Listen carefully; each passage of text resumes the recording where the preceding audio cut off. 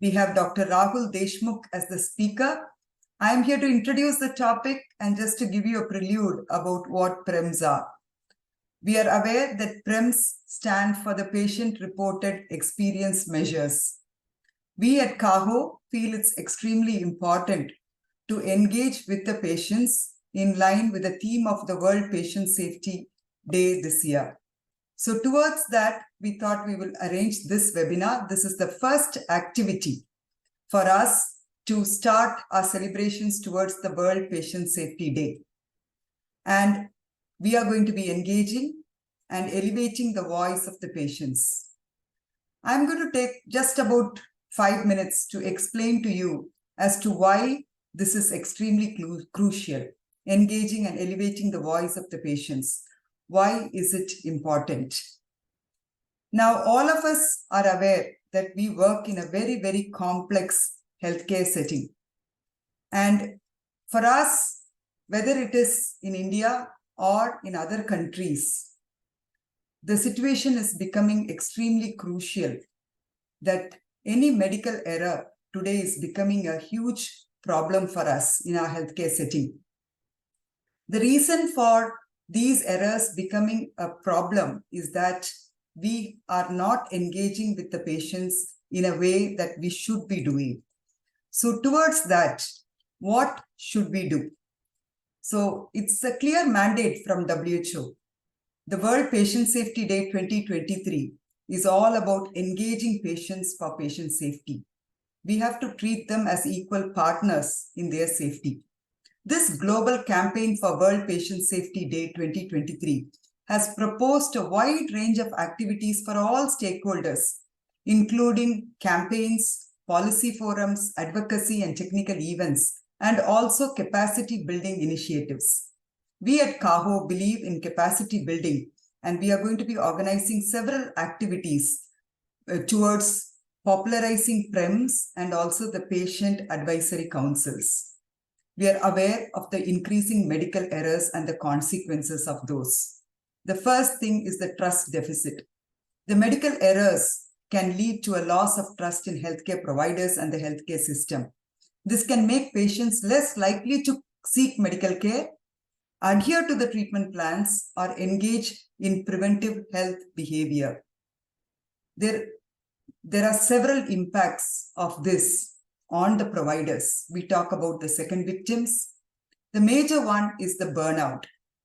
This can occur due to the emotional impact of making an error, fear of violence, the legal repercussions, and the added stress and workload associated with managing the aftermath of an error. Medical errors can lead to malpractice lawsuits, which can be costly and time-consuming. Nobody wants that. The remedy is only one: engaging with the patients. Patients can provide unique insights into the healthcare delivery process from their perspective. Their experiences can identify gaps in the care, communication failures, and areas for improvement that healthcare providers may not be aware of. Patient empowerment can enhance trust between the patients and healthcare providers. Trust is a fundamental aspect of the therapeutic relationship and can influence the treatment outcomes. It's all about shared decision-making. Empowered patients are more likely to participate in shared decision-making. This involves collaborating with the healthcare providers to make healthcare decisions that align with their personal values and preferences. Patients who are informed and engaged in their healthcare process are more likely to follow treatment plans and manage their health conditions very effectively. So at CAHO, we decided to focus on two major aspects. One, the patient advisory councils, and the second one is the PREMs, which is the patient reported experience measures. We had a workshop where about 700 plus participants attended. We wanted to encourage the hospitals to set up the patient advisory councils, and we are going to be coming out with a white paper, a guideline on setting up patient advisory councils. We are releasing the guideline on September 17th at Bangalore. So what are these patient advisory councils? PAC is a group of individuals who have first-hand experience as patients or caregivers. It is also called as the Patient and Family Advisory Council. PACs give patients a platform to voice their concerns and contribute to active decision-making processes. Now, the second one, which is what we are going to be focusing on today, is the patient-reported experience measures. A PREM is a measure of the patient's perception of their personal experience of the healthcare they received. It's a very important tool. And we have embarked on this journey, and again, we are releasing a guideline on PREMs along with Dr. Rakul Deshmukh and Dr. Nisha Nair on the 17th of September. So today, we are going to be listening from the horse's mouth. We have Dr. Rakul Deshmukh with us, who's going to be handling this session on patient-reported experience measures. Let me take some time to introduce Dr. Rakul Deshmukh. He's a very, very passionate patient safety advocate. Dr. Rakul Deshmukh is the Medical Director of Medcare Orthopedic and Spine Hospital, Dubai. It's a JCI accredited hospital and the first orthopedic center of excellence in Dubai. He's a practicing anesthesiologist with formal training in healthcare quality, business administration, and leadership. He has very keen interest in clinical governance and is a staunch advocate of patient safety. As the quality program leader of the organization, Dr. Rahul is in the process of developing various tools such as PREMs, PROMs, FMEA, etc. Recently, he played an instrumental role in successful adoption of electronic medical records at the facility. He truly believes it is imperative upon us to improve the overall quality of service and outcomes for our most critical stakeholders, our patients. He has won several awards, published papers, and presented at numerous international conferences. It is indeed a proud moment for us to have Dr. Rakul Deshmukh with us. He is going to be leading the initiative of CAHO in developing PREMs. We are going to be starting our work with validating several PREM tools that are going to be context-specific for India. I'm going to be inviting all of you towards developing 20 tools, which I will do at the end of the session, after you listen to Dr. Rakul Deshmukh and understand what we are talking about. Over to you, Dr. Rahul. We look forward to a wonderful session from you. So much, Dr. Lallu, for that kind introduction, and thanks to CAHO for this wonderful opportunity to interact with so many attendees today. First of all, let me begin with wishing everyone a very safe Patient Safety Day. May all our patients be safe, not only today, but for whatever time we are associated with healthcare. It's an interesting take by the WHO. They have come up with this theme of engaging patients and elevating patients' voice. And I think we all need to compliment the WHO for this. Not only WHO, we also need to appreciate the efforts taken by CAHO, such as the Patient Advisory Council or the PREMS initiative. These are fantastic initiatives and they need to be applauded by all of us. Now, one of the major reasons why we need to engage with patients is, so far, healthcare has been about doctors, nurses, the administrative staff, the paramedics, and the support staff. This is an incomplete table. This table can only be completed once we have patients and once the patients come to the table. Only then we can have a complete overview of the healthcare industry as such. So from that point of view, it is very important that we engage with our patients and elevate their voice. And one of the primary tools of engaging with our patients are patient-reported experience measures. I shall be sharing whatever little experience I have about the patient-reported experience measures, and we shall also be reviewing parts of literature to know exactly what are these patient-reported experience measures and how we can use them in our own settings. The moment we were thinking about starting this initiative about patient-reported experience measure, the first thought that came to my mind was one quality executive in some corner of the world who has been overburdened by a lot of other activities, such as the accreditation surveys, center of excellence surveys, various quality improvement projects, various incident reports that they have to sort of conduct, or the root cause analysis that they have to conduct, all these sorts of things. Plus, on top of it, there are PROMs, there are various other activities that the quality executive is doing. So do we really need PREMs? Are we burdening them further by adding some more work for the quality champions or quality executives or the entire quality team as such. So do we really need PREMs?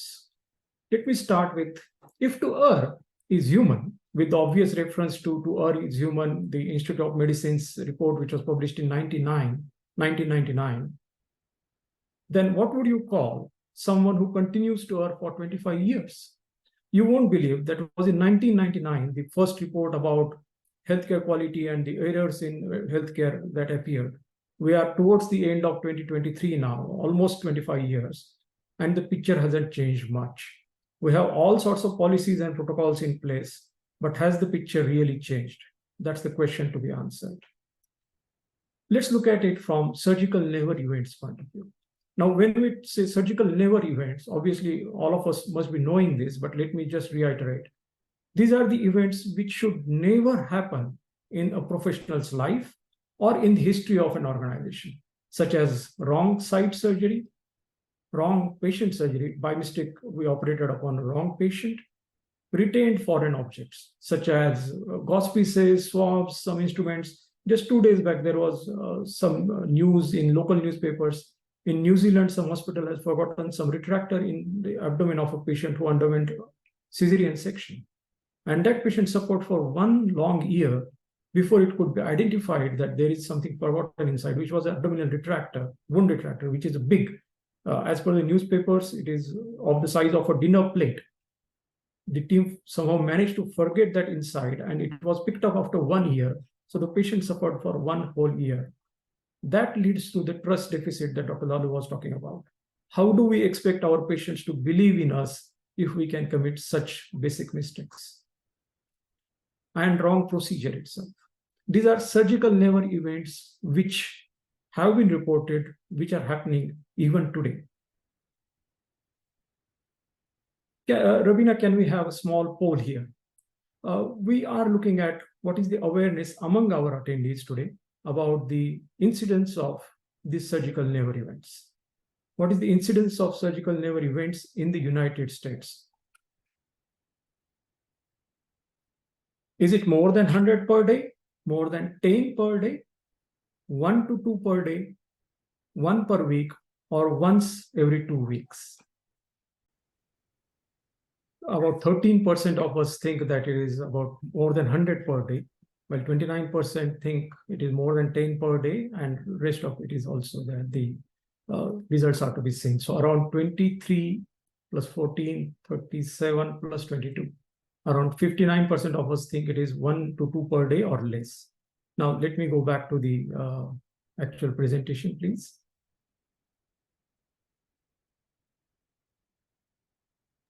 Yes, sir, you can. Yeah.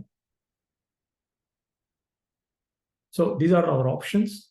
And the correct answer is there were 4,082 events in a year reported in the United States. And these are based on the malpractice claims. This is an article published in 2013. So 4,082 means there are more than 10 never events that happen in the United States. Now, if you're telling me that this is 2013 and healthcare has changed radically over the last 10 years, and probably this is only in the United States and it is not happening that frequently in other parts of the world, let's look at some other. NHS, National Health Services. Surgical never events again. Last 5 years, we had around 400 or 500 to 350 to 500 events. Again, these are surgical never events, mind you. They should not happen. Not even one event should happen. And we are still having, even in NHS, it is at least 1 per day. Mind you, NHS is a much smaller organization as compared to the United States, but still, even they continue to have at least 1 event per day. And it is as recent as 2022-23, we had 384 surgical never events, which is more than 1 event per day in a small country like United States. They have around 108,000 beds in United Kingdom. While when we talk of India, we have 750,000 beds in India. And we are talking about NHS or UK and US, which are supposedly much more advanced systems. They have much more robust quality protocols. And this is the situation there. Not only that, what is also important is we as a healthcare industry have been consistent in our poor performance. We have been making consistently same mistakes. If you go through the data for NHS, it is the commonest mistake is wrong site surgery. Among that also commonest is wrong site block given by the anesthesiologist. Retained foreign objects is second common mistake. Again, the commonest two are forgotten vaginal swabs and forgotten surgical gauze pieces. This is not rocket science to control these things. Or wrong implants. Wrong implants or prostheses being placed even in today's day and age when we talk of high-tech healthcare. These are unacceptable mistakes that are happening at the hands of our healthcare providers. So the question is, are we doing enough? We have all the checklists, we have all the clinical pathways, policies, protocols, you name it, and it is there. So all the infrastructure is there, but still we continue to make these criminal mistakes. From a patient's point of view, these are criminal mistakes. We can't be operating on a wrong leg. That is simply not acceptable, but it is still happening. So despite all these, the end result that we are looking at is something like this. We are looking for something, but the result that we are producing is a pale shadow of what we want. And that means there is something wrong. Now the question is, we need to identify the weak link in this. We have all the infrastructure in place, but still there is some weak link, or what we call as kamzor kadi ko. And how do we identify this kamzor kadi or weak link is the question. Now there are two ways of doing it. One is to intensively monitor each and every step in healthcare. Whenever there is any care episode or any care being provided to a patient, we monitor it. Our quality agents need to be there, physically present to monitor whether handover is happening properly, whether patient is being checked properly, all those things, whether IPHD goals are being made. That is humanly impossible. Practically, that is not possible. Then what is the other solution to this? The other solution is patient-reported experience measures. Use our patients as our quality agents. Let us ask our patient if my staff is following the protocols that have been in place. And that will give us the real picture, what exactly is happening on the ground. That's where patient-reported experience measures come into picture. Poll time. It's almost becoming like I'm a fan of poll, but this is the last one, let me tell you. So just to understand the understanding of the topic for today, can we have another poll, a small poll for what is your experience with PREMs and how it can be best described by which of the following statements? I often use PREM regularly in my practice. I have used PREMs once or twice, or I have never used PREMs. Thank you, Ravin. So around 38% have never used PREMs and about 28% have used PREMs once or twice. Well, some 34% of us are regularly using PREMs. Fantastic. Thank you for that. Thank you, Ravin.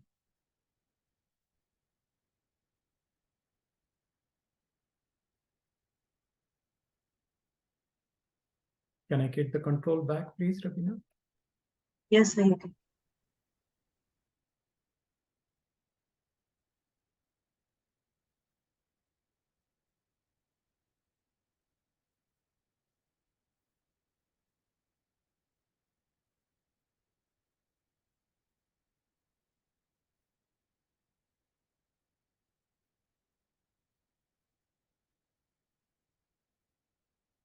So let's look at patient-reported experience measures. Patient-reported experience measures are specific self-reporting instruments that measure patient's perception of experience while receiving care. Certain keywords here, it's a self-reporting instrument. Nobody else is supposed to report it on behalf of patient. Our staff is not supposed to report it on behalf of patient. And it is patient's perception of the experience while receiving care. It's basically a questionnaire-based survey taken by the patient, and it helps in establishing if the team members are really implementing the quality protocols. For example, let's look at a question on surgical site marking. Now, if we ask the patient whether surgical site marking is being done, after obviously explaining to the patient what exactly we mean by surgical site marking, then we will really get the clear picture of what exactly happens while the care is being provided. Now, when we ask whether surgical site marking was done properly in the ward before shifting you to the operating room, and who did the surgical site marking, and whether it was done by involving the patient or whether you were involved in surgical site marking, that is when the real picture comes in.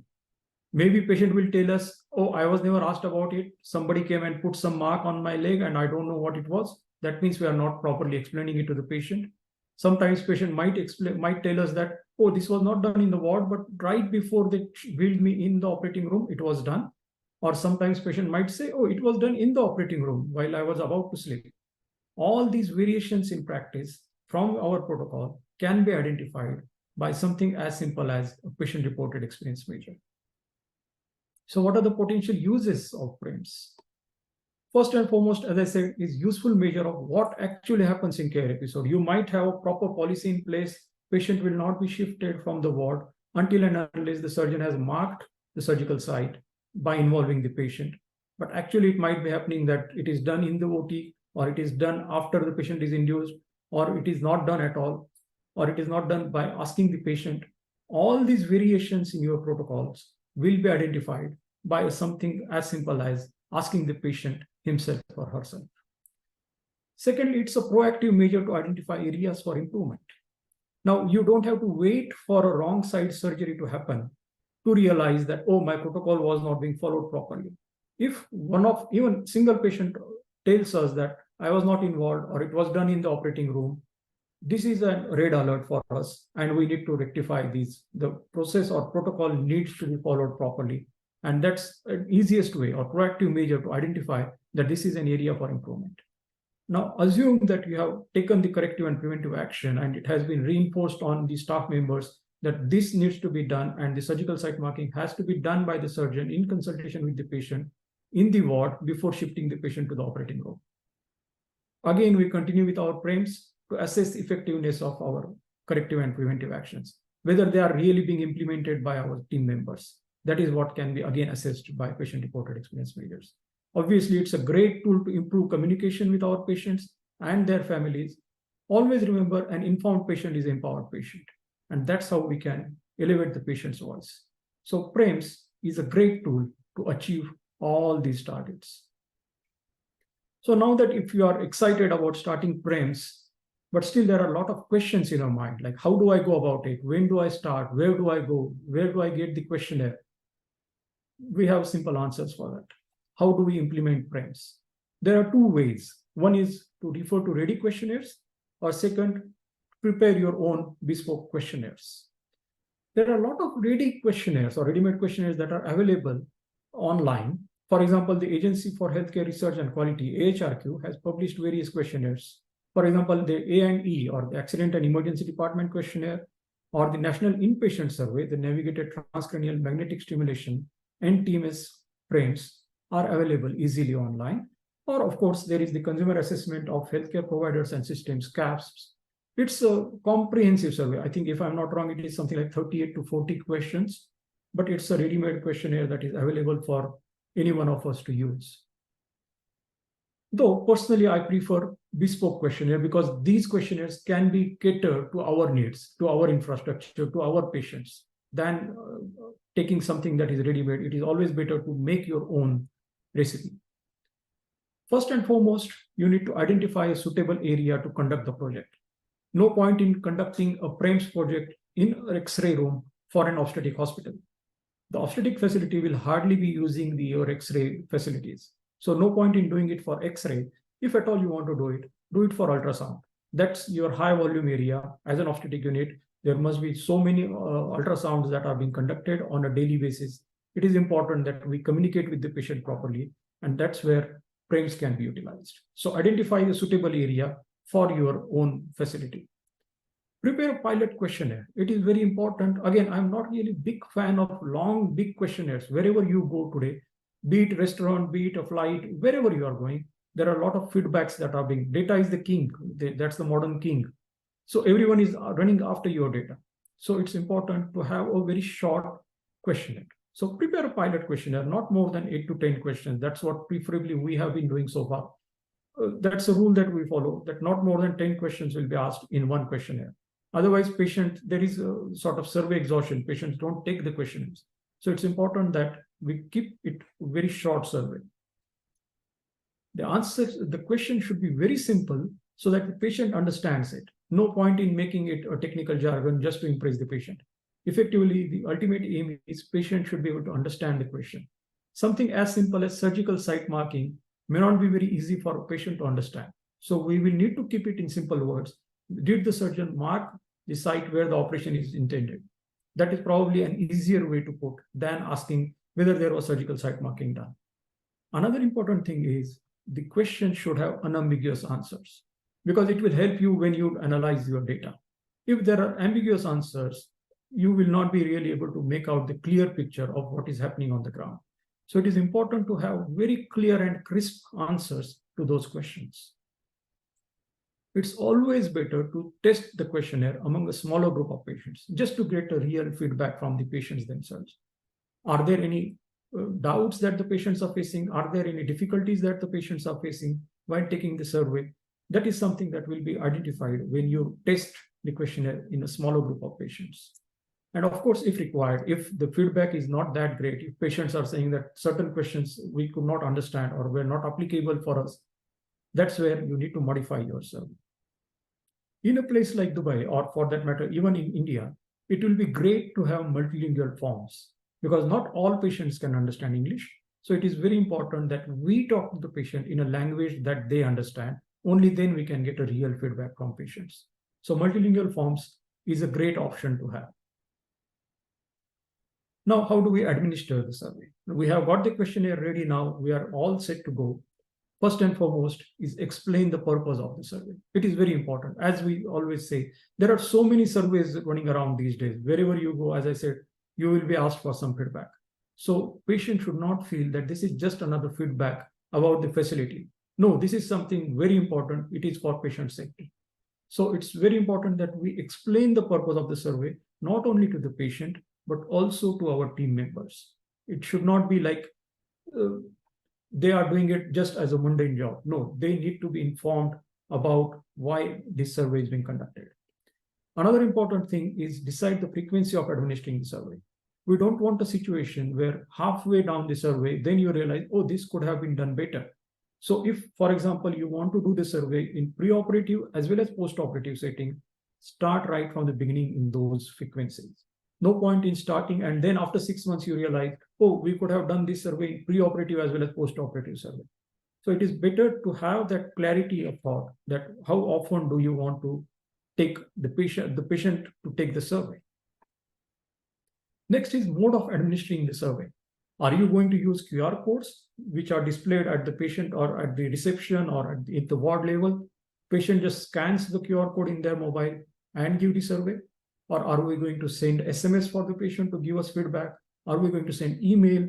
Or are we going to print hard copies, which is not really eco-friendly thing these days, but are we going to print hard copies and ask the patient for surveys? Are we going to hire some third-party agency who will make the call and ask for the patient feedback? Or can the patient give this feedback on the patient portal or on a website? That needs to be clarified before we start the survey.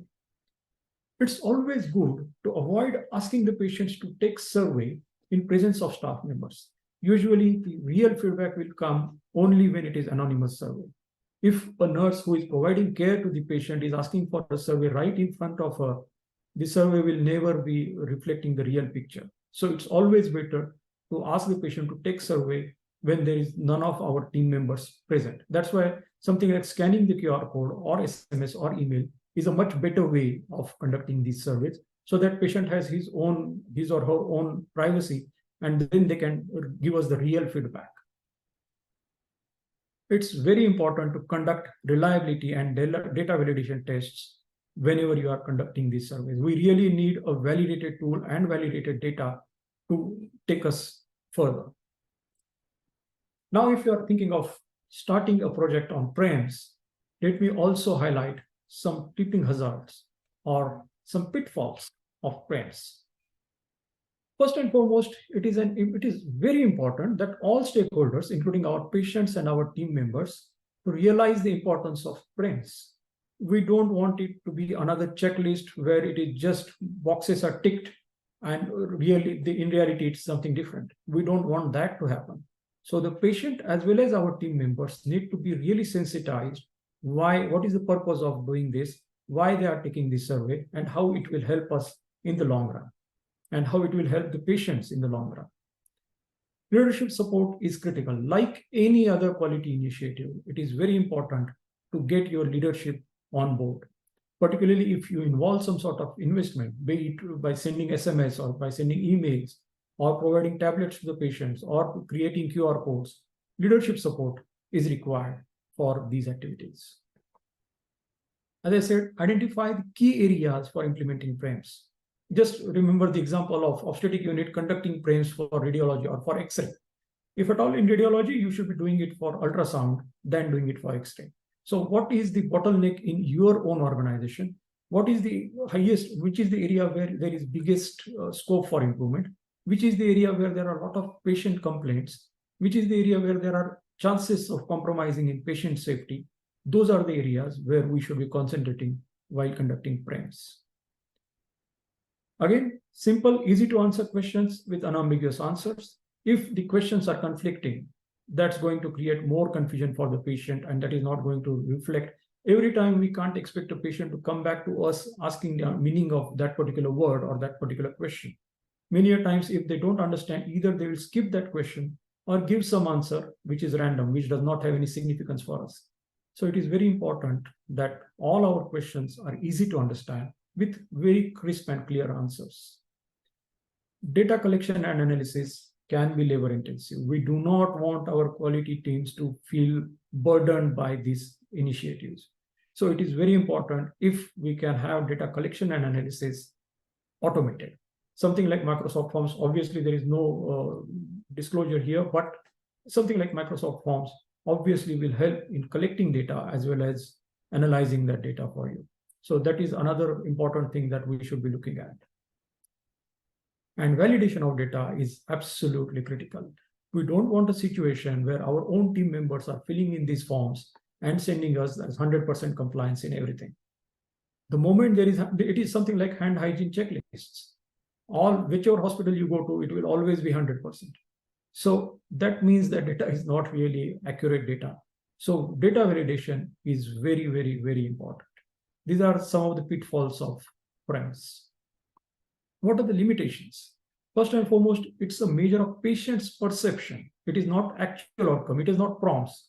It is PREMs. So there is always going to be subjectivity to it. It's patient's perception of care. Secondly, patient's response can be subjective and could be biased by their previous experience. If the patient had been to some really big 5-star or 7-star facility and now he has come to a nursing home, the expectations will be different.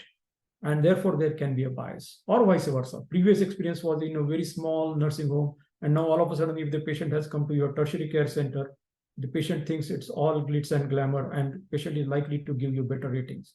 So we need to keep that in mind, that there is going to be some bias. And again, I'm reiterating myself, data validation is critical. There are two ways to become a genius. One, you make so many mistakes because you keep learning from mistakes that you become a genius one day or hope to become a genius one day, or you learn from the mistakes of others and become a genius. That's where I shall be sharing our experience and the mistakes that we committed while conducting our PREM projects. We had two projects which were long-lasting, which have been on for more than 2 years now. One of them is perioperative PREMs. Obviously, it's a critical area.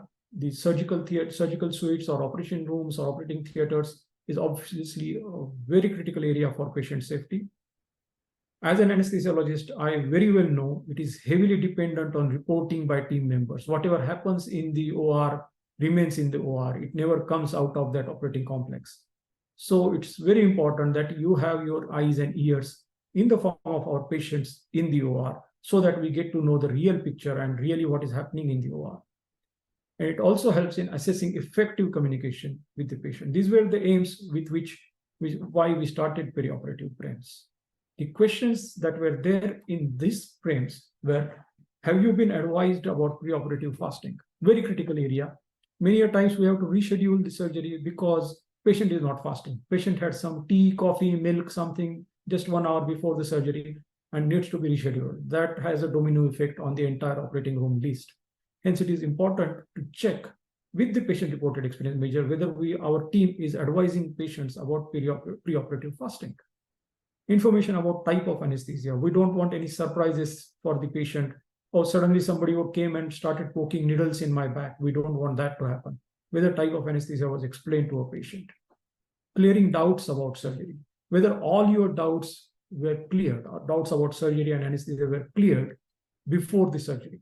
This has dual benefit for us. One, a patient signs a consent, and on top of it, in the PREMs, if he has mentioned that all my doubts were clear, tomorrow the patient cannot say that I was not explained properly about the surgery, because now we have got two papers, not only one. Consent, he can always say this was signed under duress, but this is something that where he or she himself or herself is committing that all my doubts have been cleared. So this offered us medical legal protection as well.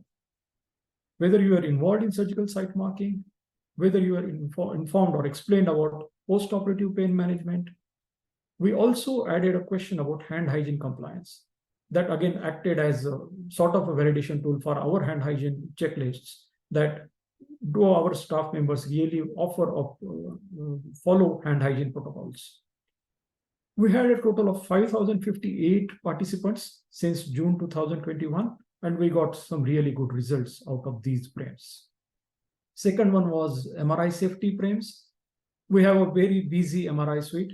Being an orthopedic hospital, basically, we have a lot of MRIs in a day. Every day we are doing lots and lots of MRIs. And the key is any miscommunication with even one of our patients can have disastrous consequences. That's where we decided that we need to have MRI PREMs. We asked the patients about whether you are advised about not carrying metals inside, whether pre-procedure inquiry about past surgeries and metal implants was done by our team members, whether they were inquired about pregnancy, advice about seeking help.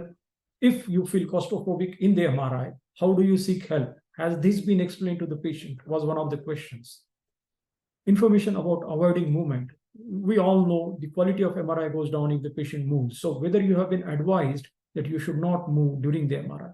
These are very simple, basic questions, but they can have long effect or really long-standing effects on our own services. If a patient moves during MRI, we need to repeat that MRI. That obviously means the domino effect on other patients and delayed MRIs for the remaining patients, patient dissatisfaction. Simple way, tell the patient you are not supposed to move. And by PREMs, we can verify whether our team is following that. For these PREMs, we had 1,880 responses since June 2021. Way forward. I think Dr. Lallu already highlighted these. This is what we are looking at. We are looking at creating a repository of PREMs for various aspects of care. I'm sure she will be taking it forward. And we are also looking at conducting something like a multi-center study to assess the degree of communication with patients undergoing MRI scan. To conclude, I think I overran my time, so I'll finish quickly. We need to walk the talk about healthcare quality. We have been talking a lot about healthcare quality for the last 25 years, but as I said right in the beginning, our performance is not up to the mark. And that is what is leading to the lack of trust from our patients. The kind of mistakes that have been reported from across the globe are far too many, far too frequent, and far too serious. We can't continue this in this way. We need to improve our quality. Ensuring quality at every step in each care episode is the only way to avoid these mistakes. And PREMs are simple yet effective method of elevating patients' voice and assessing the performance of our teams. These are some of my references. Thank you everyone for patient listening. And if there are any questions, I would like to gladly answer them. Thank you. Thank you very much, Dr. Rahul, for that brilliant session. Very simple, very nicely put down. And I think our audience would greatly appreciate. And I have got the overall understanding of PREMs very clearly today. There are some questions which I thought I'll take up. I think there are two questions here. The first thing, what is most important is to understand the difference between the PREMs and the feedback. So the question asked is, what is the difference between the PREMs and the feedback? Yeah, so feedback can be very general feedback. For example, your food quality can also be assessed by feedback. while PREMs are very specific, usually clinical oriented questions. For example, if you need help during MRI, what should you do? That is something that is not about just only the quality of service, it is about patient safety as well. So PREMs are more clinically oriented than a regular feedback, which is more about service excellence. So patients really, PREMs are more clinical. I think that's a simple way to put it. These are more clinically oriented questions than service oriented questions. Absolutely. To me, what I see is that they are clinically oriented, they are safety related, and also the awareness of the patients on, whether we are educating them, whether they are aware and they are engaging. Am I right in saying that, Dr. Rakul? Absolutely. You are absolutely on the spot. That's what it is. It is about the patient safety. Yeah, thank you. Now, from Rajat Singh, is there any checklist or parameters by which this can be done regularly? I think you answered it. Your entire presentation was about that. But if you could slightly take it forward, some validated tools and what we propose to do. Yes. So, of course. So instead of a checklist, these are there again. It will have to be a bespoke questionnaire. That's what we are looking at. We are looking at sort of a repository of questions which will be validated, and only then we'll be using them. So yes, these are more of a validated tools that will be used than just using a checklist for it. I'm not really a big fan of checklist personally. So yeah, more than checklist, I think it will be more of a validated tool that we'll be using. Absolutely, absolutely. So the other question is also equally important. You mentioned that it is good to not make the healthcare delivery people administer the questionnaire. I agree, the nurse giving the questionnaire and asking, and the patient may not even give. So technology tools are available today, the QR code, scanning, and they can even you can send an SMS. There are several methods available. But the question here is very important. When is it appropriate to do? When the patient is admitted in the hospital or at the time of discharge? And I can even add on to ask whether after discharge, what would you think is the right time to administer? What we have been doing is at the time of discharge, it serves dual purpose. One, it keeps the patient a bit busy. So what we do is we ask the patient to scan a QR code, and then we provide them a tablet on which they will feed it, or they can use their own mobile phones, because we were still in the COVID times. So we used to give them QR code, and on their own mobiles, they used to enter the answers, or they used to enter their responses. Doing it at the time of discharge, one, it is a fresh memory for the patient, so they won't forget anything. That is one thing. Secondly, it keeps them a bit busy. Even if your discharge is taking some time, some extra time, they are sort of occupied in doing this constructive work, and it gives us a better response rate. Once the patient is discharged, the response rate just drops drastically. So it is better to do it when the patient is in hospital, but not in presence of one of our staff members. Very precise there. The next question by Dr. Pragya is again that, can we call the patients and ask the questions about the hospital after the week of discharge? I think you answered that, but again, there is an element of calling them here which is coming in. What is your take on that? Yes, we can do that. The only issue here is, again, if the same team is involved, the patient is likely to be slightly biased. There is likely to be some element of bias wherein the patient will not give you a true picture. That is one. And secondly, there is some additional cost involved. Looking at the number of patients that you will be calling, you will need, that is an additional cost. So from that point of view, again, it is, in my personal opinion, QR code is the best option. But obviously, you have the options of calling a patient later on, or sending them SMS or email, which come at an additional cost. But yes, if the organization can support you in that, even that is possible. No issues or no harm in doing that. The response rate might be slightly lower once the patient is discharged. That is something that we need to keep in mind. Yeah, we have experienced, all of us have experienced that. When they are with us, the feedback rate is certainly better than post-discharge. Yes. Now, there is a question on whether you would recommend some references for perioperative PREMs. Maybe you can share some references and we send it as an email to all the participants, or you have it ready-made with you now? No, I don't have anything ready-made with me. No, we have our own. This was a bespoke questionnaire, so we can share that one for sure. But otherwise, there was no reference to it. We had prepared it on our own. It was completely bespoke questionnaire to match our requirement. but we can share that one, and that can be used by, if anybody is interested, we can very well share that by email. So that's exactly going to be the exercise that we are going to be undertaking. Yes. Preparing the context-specific, India-specific questionnaires, which you can then modify according to your specific hospital. Because we are going to be creating, which I'm going to be talking about in the next 5 minutes after Dr. Rahul finishes his Q&A. So let me answer that after that. So there's another question. Most of the times, patient may not be the right candidate to give feedback, but patient attendant is. What is your take on this? This is particularly in our country, in India, where attendants have a major say in the decision making. So what's your take, Dr. Rahul? Yes, particularly, for example, in pediatric or in geriatric population, it is obviously not, it can't be a self-reported tool. In that case, in those cases, we'll have to make an exception and accept it as a sort of, for example, parent giving a survey for a minor child is perfectly acceptable. Though again, it will have to be, the question have to be modified accordingly. That is one thing. And secondly, we can't mix it with the self-reporting questionnaires.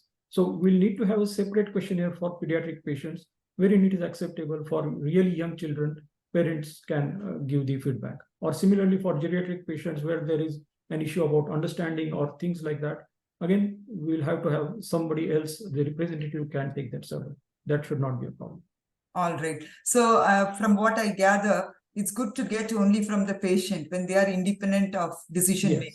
Yes. And for the category which is probably vulnerable, not independent of decision making, like the pediatric and the geriatric, it's good to go with the attendant. Yes, absolutely. Let's keep it that way. I think that makes sense. Yes. And there is a comment saying surgical scorecard can be one effective PREM. That's from Surya. And the other question, which I thought I'll take on towards the end, is how do you validate PREMs? Let's come to that later. Now, Bijoy says, my understanding about PREMs is about measuring patient's experience through a feedback form at the end. Can the speakers please validate on this? You answered that in the beginning. Maybe if you can elaborate on that again, confusion about PREMs and feedback. Yes. So feedback is more about, there are two ways of feedback, isn't it? One is about service excellence. Did our nurse come on time, or how was our reception? How was our front office staff? That's one service excellence feedback. While this is purely a clinical feedback, we will be asking them clinical questions, clinically relevant questions. Let's put it like that. Clinically relevant questions will be asked to the patient whether our team is following the protocols that have been put in place. That's what we are looking at PREMs for. Yeah. Now, the question, the most important question, who is responsible for conducting this? And there, specifically, can a quality department be involved in conducting PREMs? What do you think? Oh, absolutely. Without quality department, nothing moves. So quality department should be leading this project, obviously with the support of the leadership, but it is entirely like quality department is the main sort of mainstay of these kind of projects, because they are the right people who can ask there is a link between patient and the clinicians, and that is the quality department, who have the who are empowered to ask the clinicians about any issues that are there. Obviously, they will need support. It can't be only the quality executive as such. It will have to be supported by the hospital leadership, the medical leadership, or clinical governance team. But yes, quality department is an integral part of these initiatives. Very good. I think it's always territorial, particularly in our country. Who does it? So let's come to another interesting question. The question here is, can the results of these PREMs be taken to the patient advisory councils? Yes, in fact, that is what we are proposing. We have very good data for almost 2.5 years or so. That is one of the things we will be, thanks to CAHO again, we will be starting our own patient advisory council. And that is one of our plans to share the PREMs, obviously taking care of the patient privacy and the data privacy. But we'll be sharing some of those inputs from the ones that we have received from patients to the patient advisory council to take their feedback on these. And that's how we can improve. So there is no secrecy about it. We should be sharing that. That's the whole purpose of patient advisory council, isn't it? Very true. The data, I think, should come from the PREMs that we are conducting, and it's engaging with patients. Both one is a formal body that's going to be looking at engaging with patients, and this is a tool from Yes. where the data is going to be coming, and that should be presented to the Patient Advisory Council. And that's the way we should be taking it. The other one again is very interesting. CAPA should be done collectively on monthly basis or individually and documented. Again, it will depend upon what kind of kappa is it. But yes, it needs to be monitored, definitely. And I think PREMS is the right way to monitor it. So it will be more of a collective thing. But again, somebody will have to take that accountability. And probably again, it falls back on quality department to monitor whether it is being done. So yes, it can be, PREMS can very well be used for the same. For example, as we said, if some corrective measure has been taken, whether it is being followed, that will again come through PREMS. Then depending on some checklist where everybody just ticks the boxes, it is better if we use PREMS for these activities as well. Absolutely. I think these are not incidents anyway. Incidents, you have to take them on a one by one and look Yes. at that and go into the root cause. Whereas here, this is like a survey that you're conducting. So it's probably good to collect them end of the month, keep them and see whether your patients, like the MRI example, to say that most of your patients are saying that nobody even asked them about the implants, or no one told them that there would be noise when they get into the MRI, there'll be a bang. Then you have to take actions based on that. That's my take on this. And Dr. Rakul, what do you think? No, absolutely. You are absolutely right in this. No. Yeah, thank you. And now we come to the very important question, which is the validation of the PREMS. How may it be done? So this is $1 million question. You just can't develop something with 5 points like that, 5 questions as to what we think. Maybe good to just start, but it's always good to get the tools validated before we do anything. So we are going to be doing a national level exercise on validating some of the prompts. It may not be like your MRI setup may be different from what we do in our hospitals. But in general, hospitals in India, all of us have somewhat similar protocols when it comes to surgical site marking, when it comes to transfusion, when it comes to antenatal care, when it comes to starting a line. I don't think there are multiple variations, maybe very, very minor variations. So the exercise that we are going to be embarking on would be to prepare PREMS considering the Indian context. So we need all your help. Your hospitals may need to be part of this exercise to do the sample survey. Get the tools validated. How do we actually validate? We will do a pilot study, and then we'll be looking at the context validation, content validation, the face validity of the tool that we are using, and also go put it through statistical analysis, understanding the Cronbach index, alpha index, all that, and then doing a proper study. And once it is done, once we feel this is the tool that we can actually put it together for our hospitals, we'll be releasing that. So the exercise that we are going to be embarking on would be that. So in principle, we've agreed. So Dr. Rahul is going to take the lead as the lead for this PREMS exercise for CAHO. And Dr. Nisha Nair, who's here with us, she's going to be the co-lead for this exercise that we are going to be undertaking. May I request Dr. Nisha to turn on her video? She's with us. Dr. Nisha is a consultant in quality and patient safety, experienced in all aspects of day-to-day medical service operations, healthcare quality management, patient safety, physician engagement, strategic plan in corporate social responsibility, best practice implementation, risk management, audits, policy development, programs on awards, training, and various hospital accreditations. She is an expert in the Business Excellence Framework, EFQM, and she's been an assessor for the Dubai Quality Awards. Dr. Nisha has been the chairperson of the COVID-19 Response Committee International Business Awards, Steve Awards 2021.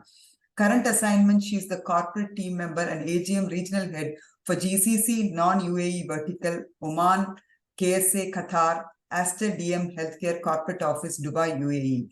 So she's part of our International Advisory Committee of CAHO, and she's a brilliant resource. And thank you very much, Nisha, for introducing Dr. Rahul to us. It's been a great experience working with Dr. Rahul. So dear friends, what I'm going to be doing is to put up the list of PREMs that we propose to validate in the coming year. So our dream is that we get some PREMs validated before KahoCon 2024. This is for the benefit of all the patients and the hospitals that are partnering with Kaho. So we seek your help while we undertake this project in two aspects. Number one, we need your help with collecting data, being part of the study that we are going to be undertaking. There are going to be 20 PREMs that we are going to be working on, and we need your help to validate these.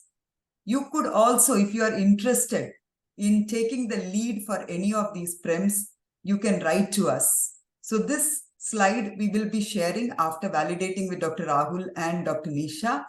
We will be sharing as an email to all of you. And if you could write to us, if you want to take the lead for any of these projects, please share your CV also.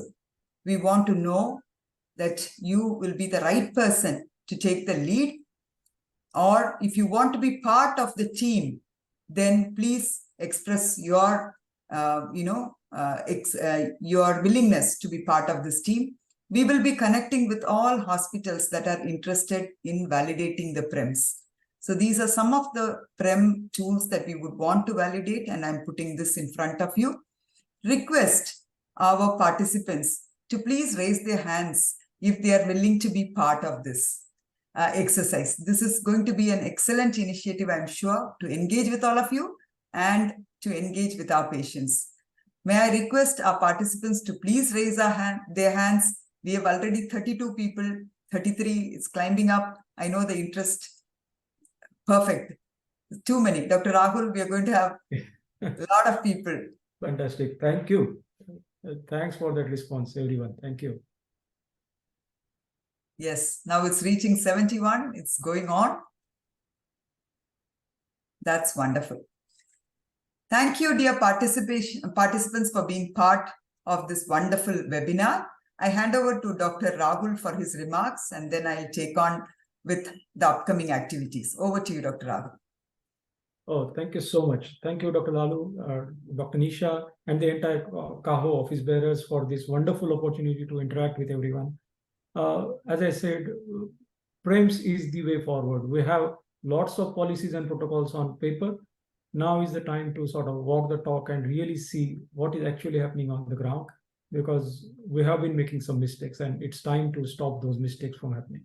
So probably PREMS is, or rather I'm convinced that PREMS is the way forward as long as it is implemented properly. And that's where validation comes into picture. And thanks, Dr. Lallu, for taking it up so enthusiastically. I'm sure it is in safe hands now. Thank you. Thank you so much. Nisha, your comments? You've been a silent spectator there. Yeah, I enjoyed it thoroughly listening to Dr. Rahul. He's always, he speaks so well. And to you also, Dr. Lallu. So thank you so much for, bringing this forward to the entire healthcare fraternity. I would say, PREMS is becoming something so very important. And it's very important that we, capture the objective experiences or feedback from our patients. And I always, keep on reading about it.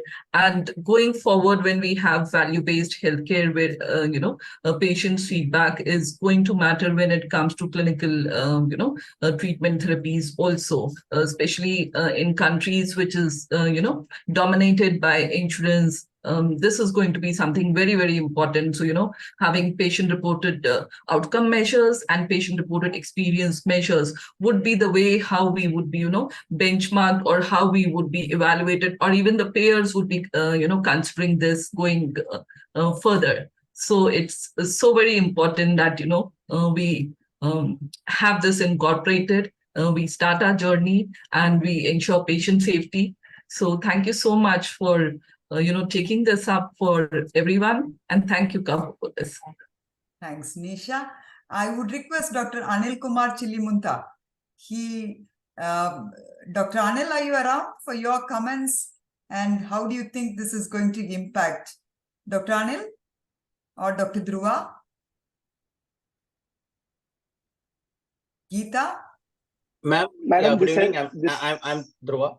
Yes, go ahead, Dhruva. Yeah, ma'am, as you initiated, this is much required to streamline our indicators and outcomes in our country, madam, where there is no standard processes available. So we'll take this as a challenge and take the lead and put it in place, ma'am. Thank you so much. Dr. Anil? Madam, this has been a very enlightening experience to learn and understand various important parameters that are important for running a successful hospital. And I think the number of applauds the patients give about the hospital, it directly impacts the bottom lines, it impacts the patient satisfaction, it impacts on the whole the quality of patient care and patient safety. So I think we are going in the right direction. You all have chosen a wonderful work that is to be taken up in the coming days. And I'm sure all of us as a group of hospitals, we all will come together and do a wonderful participation in this activity, madam. Thank you so much. Thank you so much. We all realize that engaging with patients is the key. Thanks a lot, everyone. And thank you, Dr. Rahul, for such a brilliant session. This is from